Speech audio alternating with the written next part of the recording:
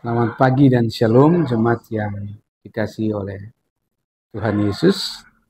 Pagi ini kita akan mengawali lagi renungan buka usbuk kita di Senin 16 Oktober 2023. Dan sebelum kita ada di dalam perenungan kebenaran firman, kita akan membaca bagian Alkitab yang terambil dari kitab Mazmur 37 ayat 1 sampai ayatnya yang ke-11. Demikian bunyinya, kebahagiaan orang fasik semu dari Daud. Jangan marah karena orang yang berbuat jahat, jangan iri hati kepada orang yang berbuat curang, sebab mereka segera lisut seperti rumput dan layu seperti tumbuh-tumbuhan hijau. Percayalah kepada Tuhan dan lakukanlah yang baik. Diamlah di negeri dan berlakulah setia. Dan bergembiralah karena Tuhan, maka Ia akan memberikan kepadamu apa yang diinginkan hatimu. Serahkanlah hidupmu kepada Tuhan dan percayalah kepadanya, dan Ia akan bertindak. Ia akan memunculkan kebenaranmu seperti terang dan hakmu seperti siang. Berdiam dirilah di hadapan Tuhan dan nantikanlah Dia. Jangan marah karena orang yang berhasil dalam hidupnya, karena orang yang melakukan tipu daya. Berhentilah marah dan tinggalkanlah panas hati itu. Jangan marah, itu hanya membawa kepada kejahatan. Sebab orang-orang yang berbuat jahat akan dilenyapkan. Tetapi orang-orang yang menanti-nantikan Tuhan akan mewarisi negeri. Karena sedikit waktu lagi, maka lenyaplah orang fasik. Jika engkau memperhatikan tempatnya, maka ia sudah tidak ada lagi. Tetapi orang-orang yang rendah hati akan mewarisi negeri dan bergembira karena kesejahteraan yang berlimpah-limpah. Demikian bagian Alkitab yang kita baca di pagi ini mengawali usbuk kerja kita perlu mendasari dengan bagian Alkitab supaya apa yang kita kerjakan di pagi ini sampai selesai nanti itu mendatangkan berkat dan sukacita. Bapak Ibu, saudara-saudara yang Tuhan Yesus kasihi, perikop pembacaan kita adalah kebahagiaan orang fasik semu. Kalau kita mengartikan kata kebahagiaan adalah keadaan pikiran atau perasaan ketentraman hidup, baik secara lahir maupun batin. Jadi artinya kebutuhan-kebutuhan lahirnya tercukupi, tetapi juga kebutuhan-kebutuhan secara batinnya itu juga tercukupi. Itu bisa disebut keadaan yang penuh dengan ungkapan syukur. Sebab kalau kita berbicara tentang kebahagiaan, bukan soal kita memiliki banyak harta, atau kita memiliki kedudukan atau kekuasaan. Tetapi kebahagiaan tadi adalah bagaimana keadaan pikiran dan perasaan kita itu sungguh menyenangkan hati dan baik secara jasmani maupun secara rohani. Nah, ketika kita tidak pernah mencapai itu atau kita tidak pernah merasa bersyukur terhadap keadaan itu, maka akan muncul rasa kecemasan, kekhawatiran, karena apa yang kita harapkan itu kita merasa tidak cukup. Kita merasa bahwa orang lain punya lebih daripada kita. Nah, perasaan-perasaan cemas, perasaan-perasaan khawatir itu akan muncul lagi, perasaan-perasaan yang iri, marah, dendam terhadap situasi dan kondisi orang lain. Ini yang kita baca di dalam Mazmur 37 ayat 1 sampai ayatnya yang ke-11. Di minggu ini tema kita adalah jangan khawatir akan hidupmu. Nah, dia sangat berkaitan tadi dengan kebahagiaan orang fasik itu. Nah, ketika perasaan rasa syukur kita itu dia berbalik ketika kita tidak bersyukur, maka perasaan-perasaan cemas, khawatir itu akan muncul sebagai perasaan-perasaan yang marah, perasaan-perasaan penuh dendam, dan perasaan-perasaan tidak menyukai orang lain. Walaupun yang tidak disukai itu atau orang-orang fasik itu, dia melakukan hal yang tidak berkenan kepada Tuhan. Nah, apa yang kita pelajari dari ayat 1 sampai ayat yang ke-11, saya membaginya ke dalam 3 bagian.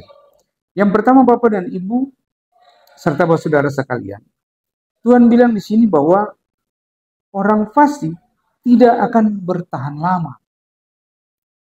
Bapak Ibu, kita baca di ayat 9. Sebab orang-orang yang berbuat jahat akan dilenyapkan. Kemudian sebab mereka segera lisut seperti rumput dan layu seperti tumbuh-tumbuhan hijau.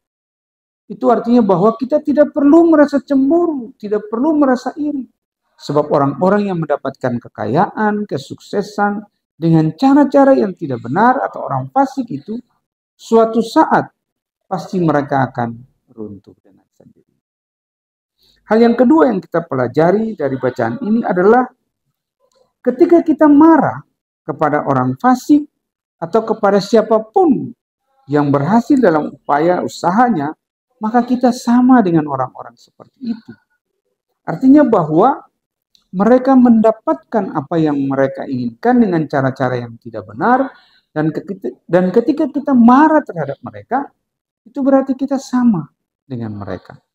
Kita tidak menunjukkan kasih yang mesti kita lakukan bagi mereka. Ini bisa kita baca Bapak dan Ibu di ayat yang pertama. Jangan marah karena orang yang berbuat jahat. Jangan iri hati kepada orang yang berbuat curang. Memang benar, ketika kita melihat orang yang berbuat curang, ketika kita melihat orang jahat, kecenderungan hati kita adalah marah. Kita ingin membalas. Kita tidak mau mereka melakukan seperti itu. Tetapi juga dikatakan di sana, jangan marah karena orang yang berhasil dalam hidup. Bayangkan ada 2 hal yang Tuhan ajarkan kepada kita. Kita jangan marah kepada orang jahat atau orang yang melakukan kejahatan, kecurangan kepada kita. Tetapi juga jangan marah terhadap orang yang berhasil dalam hidup. Kita tidak tahu keberhasilan mereka itu seperti apa. Sehingga Tuhan bilang jangan marah, jangan iri. Berhentilah marah dan tinggalkan panas hati itu. Jangan marah, itu hanya membawa kepada kejahatan. Sebab kalau kita emosi, kita marah, kita bisa mengeluarkan kata-kata yang tidak menyenangkan Tuhan, bisa mengeluarkan tindakan yang bisa merugikan kita dan orang lain. Ini yang tidak boleh kita lakukan. Kita didukung dengan Matius 5 ayat 44. Di sana dikatakan, tetapi aku berkata kepadamu, kasihilah musuhmu dan berdoalah bagi mereka yang menganiaya. Bayangkan, Tuhan bilang jangan marah, tetapi sebaliknya Tuhan bilang berdoalah bagi mereka. Supaya orang fasik itu bisa berbalik ke jalan yang benar. Hal yang ketiga yang kita baca Bapak Ibu serta saudara-saudara, Tuhan itu adil dan Ia akan bertindak. Dikatakan di sini bahwa Ia akan memunculkan kebenaran seperti terang dan hakmu seperti siang. Jadi jangan pernah merasa takut dan khawatir tentang keberhasilan orang fasik. Mereka akan lisut seperti rumput atau seperti bunga. Tetapi Tuhan akan memunculkan kebenaran kita seperti terang dan seperti siang. Tuhan tidak akan berbuat tidak adil kepada orang benar. Sebab berkat yang Tuhan janjikan kepada mereka pasti akan diperoleh. Ini yang kita pelajari. Bapak Ibu anak-anak. Mengawali usbu kita, pegang kebenaran firman. Bahwa yang pertama, orang fasik itu tidak akan bertahan lama. Dan yang kedua, bahwa kita tidak boleh marah. Kita tidak boleh panas hati terhadap keberhasilan orang lain. Dan yang ketiga, kita yakin bahwa Tuhan itu adil. Tuhan akan memunculkan kebenaran kita seperti terang dan siang. Bapak Ibu, kita baca di 1 Petrus 5 ayat 7. Serahkanlah segala kekhawatiranmu kepadanya, sebab Ia yang memelihara kamu. Serahkan kekhawatiran. Kita tidak usah cemas dengan keberhasilan orang lain. Kita tidak usah cemas dengan pekerjaan kita di hari ini. Apakah kita sanggup atau tidak. Tapi kita serahkan kepada Tuhan. Sebab Ia akan memelihara kita. Itu janji kebenaran firman.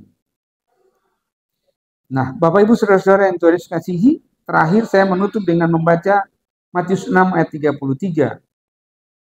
Tetapi carilah dahulu kerajaan Allah dan kebenarannya. maka semuanya akan ditambahkan kepada. Ini artinya bahwa kita tidak perlu merasa orang fasik itu sukses. Kita tidak perlu merasa bahwa kita belum berhasil. Kita harus bersyukur dengan apa yang Tuhan beri kepada kita. Tema mingguan kita, jangan khawatir akan hidupmu, ini menjadi kekuatan bagi kita. Untuk Matius 6 ayat 33, tetapi carilah dahulu kerajaan Allah dan kebenarannya, maka semuanya akan ditambahkan kepadamu. Kita diajarkan untuk mencari Tuhan, belajar dekat dengan Tuhan, memulai pekerjaan, mengandalkan Tuhan, supaya apa yang Tuhan kehendaki untuk kita kerjakan di hari ini, kita menjadi berkat bagi orang banyak. Pesan terakhir, jangan khawatir, sebab Allah menyiapkan segala sesuatu bagi orang-orang benar. Dan janji itu ya dan amin. Tuhan menolong dan memberkati kita di Uskup. Amin.